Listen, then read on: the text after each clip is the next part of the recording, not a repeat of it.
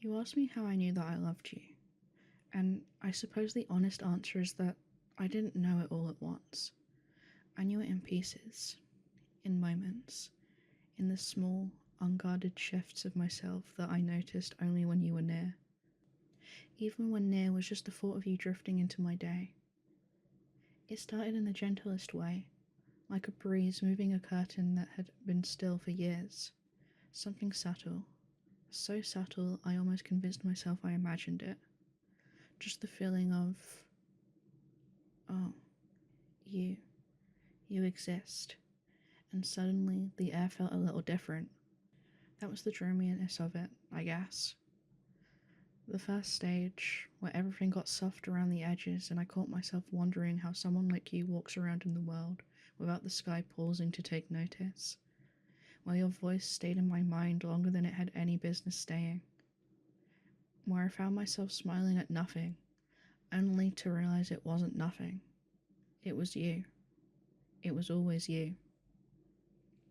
Then came the brightness, the excitement, a little spark in my chest that I tried to pretend wasn't there. It was the way I checked for your messages before I'd even stretched in the morning, the way you settled into my thoughts like you'd always had a place there, the way my day had two versions, the one where I saw you and the one where I didn't. It was the quick breath I took before I said your name, the warmth that followed, the feeling that something in me awakened more fully, more deeply, just because you existed somewhere in the same world as I did. And then came the fear, the quiet kind, the kind that pretended to be reasonable. What if I'm imagining this? What if I'm feeling too much, too fast? What if I'm soft in places I haven't been soft in for a long, long time? I don't think falling in love is just joy. I think it's also the moment you realize what could be lost. It's looking at someone and thinking, please be gentle with me. It's the shock of wanting to be known, not just desired, not just liked, but known. Known enough that the truth of you isn't frightening. So I hesitated. I held my breath longer than I should. I tucked the most fragile parts of my feelings behind quiet glances and unfinished sentences. Because the closer I got to the center of this, the more I felt the tremor of something real. And real things can hurt. Real things can shatter. Real things can also save you, but you never know which it's going to be until you take the step. Uncertainty settled in next, the way dusk settles over a hill. Slow at first, then suddenly everywhere. I started asking myself questions I never cared about before. Do you think of me when you're tired? Do I cross your mind at strange hours the way you cross mine? When you look at me, do you see someone worth choosing, or just someone worth passing time with? It was such a delicate stage.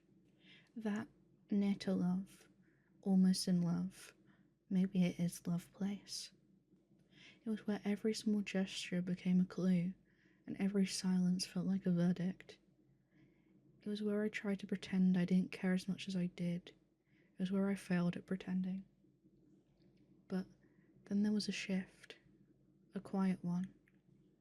I didn't recognize it until I was already standing inside it. Resolve. It didn't holler. It didn't demand. It just settled in, like truth finally finding its rightful seat. And that's when the answer came. Not loud, not dramatic, but steady in a way that true honesty is. How did I know that I loved you? I knew because you lingered, because you echoed, because you appeared in moments I never shared with anyone. The ones where I was entirely myself, unpolished and undone. I knew because something in me softened when I thought of you. Not weakened, softened. There's a difference. Weakness collapses inward, softness opens. And when I thought of you, parts of me I thought were sealed shut began to open again.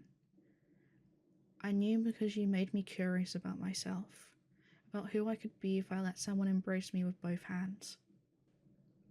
Because you made me want to tend to the parts of my heart I neglected. Because suddenly, I wanted to be kind with my own spirit, simply because you saw something in it worth holding. I knew because you asked me nothing I couldn't give, and everything I'd secretly longed to offer. Because loving you didn't feel like surrender, it felt like remembering. Like I'd carried that feeling somewhere deep in my chest, and you were simply the person who finally turned the key. I knew I loved you because even when I tried to reason myself out of it, when I tried to be practical, guarded, measured, the truth didn't retreat. It just waited, quietly, patiently. It knew I'd come back in the end. And I did. And I do. Every time. So when you ask me how I knew that I loved you, here's my answer. Soft and steady. I knew because loving you felt like breathing.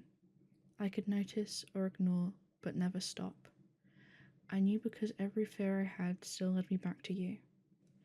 I knew because even in the trembling places, I would still choose this. Choose you, over the safety of feeling nothing at all. I knew because, in the quiet, private corners of myself, I really hoped you loved me too. Not because I needed it to survive, but because something in me whispered that you might. And that tiny whisper, hopeful, hesitant, was enough to tell me what my heart already knew. I love you.